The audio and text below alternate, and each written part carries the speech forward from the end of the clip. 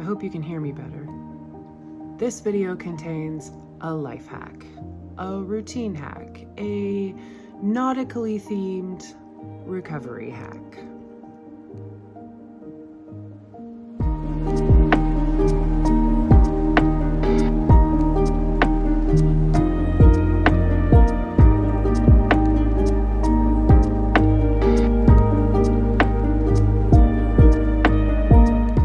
Welcome back to my channel. We talk about realistic living and recovery and motherhood. My name is Jennifer. This is episode 2 out of 2. Please subscribe and share this around where you can. My dream is to reach all the overwhelmed people who aren't ready to open up yet, and maybe give them a reason to reach out for support, whatever that looks like for them. But this video is for everyone, whether you're in recovery or not, whether you're a parent or not, maybe you're just curious and here to gather information.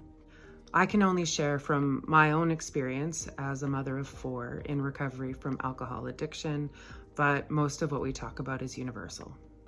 And just a quick disclaimer, I am not a professional coach or a therapist. I'm just a fellow traveler on the path, sharing some things that I found along the way. And maybe something that's been helpful for me will be helpful for you too. So, needless to say, early recovery is murky and messy and scary, and trying to build a whole new routine can be really intimidating. So one strategy that I learned early on that really appealed to me was mooring lines. I learned about it in a smart recovery meeting, but it's not a smart recovery tool. Essentially, you're taking the routine you already have in place and then prioritizing and tracking a few healthy daily and weekly activities that help to keep you sober. So especially in those early days when it's hard to get much of anything done, this is a simple place to start. So picture a boat. The boat is me, and the boat is tied to a dock. The dock is sobriety, and the boat is tied to the dock by ropes, and the ropes are mooring lines. In the world of boating, mooring lines keep the boat from drifting off into the ocean, and in the world of sobriety, mooring lines keep us from drifting off into relapse. So in this context, mooring lines are change supporting activities, or any kind of healthy activity that you perform on a regular basis that will contribute to your sobriety, keeping you steady and calm. This can be things like going to meetings, working out, going to bed at a certain time every night. Looks like I forgot to hit record for a big chunk in the middle there, so take 2. So these 5-ish activities serve to keep us safe when the storms of life hit. I say 5-ish because I wouldn't go lower than maybe 3 or higher than say 7. If I only have one healthy activity to rely on, even if it's really strong, I'm putting myself at risk. For a lot of people, working out is a favorite healthy coping behavior, but if I get sick or injured for a time, I'm left with nothing else. Welcome to white knuckling. On the other end, trying to juggle a dozen different things and feeling obligated to complete them can put unnecessary pressure on me to perform and essentially defeat the purpose of the exercise.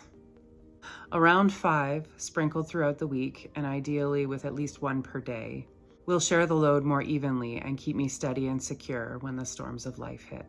If I miss one here or there, it probably won't have much of an effect.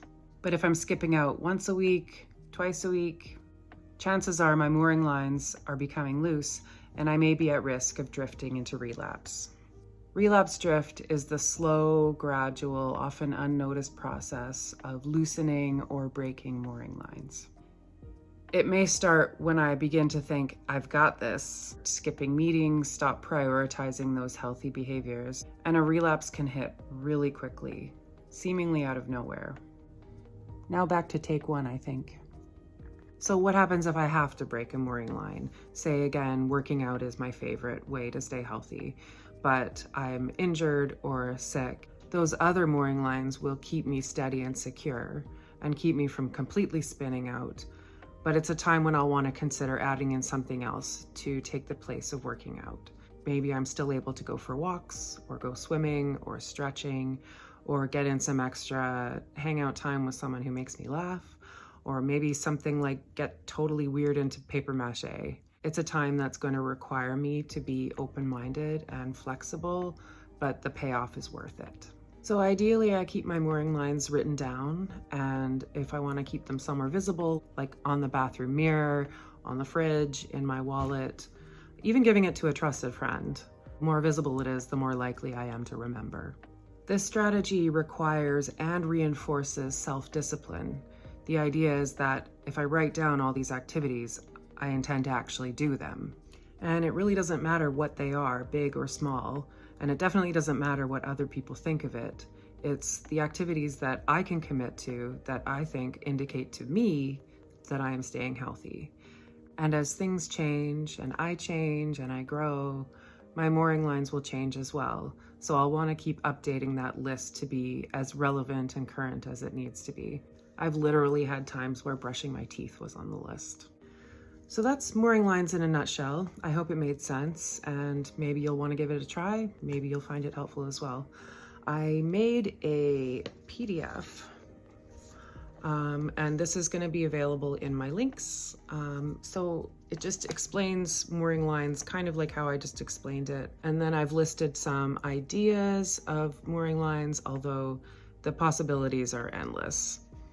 And then there's a little sample week. On page 2, I made a boat in Canva. So there's the 5 mooring lines there. And then under here, write down your 5 mooring lines, then a brief note about why they matter to you, and then how you're going to remind yourself. Alarms, have someone call you, attend a meeting with somebody. It's all up to you. And the last page is just a bunch of blank charts you can print out, cut out, fill out. Again, I'm not a professional. So anyhow, it's free. It's for you. You can have it. Okay. Unrelated story time.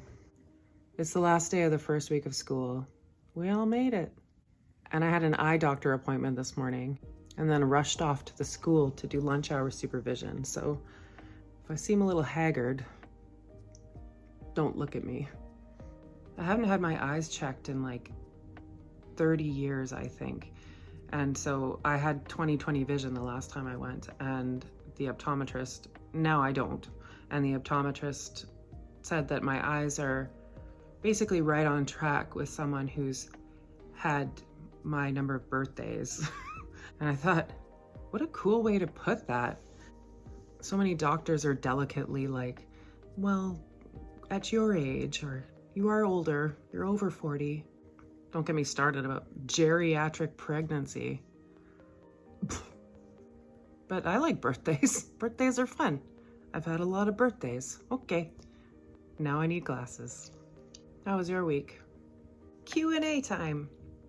I did get a question asking me if Smart Recovery is just like AA but without the God stuff.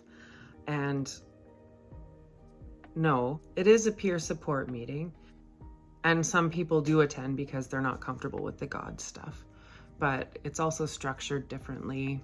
It is a set of tools that are designed for you to practice on your own to manage your own sobriety. And in practice, they don't use labels like addict or alcoholic, and don't encourage or discourage really counting time.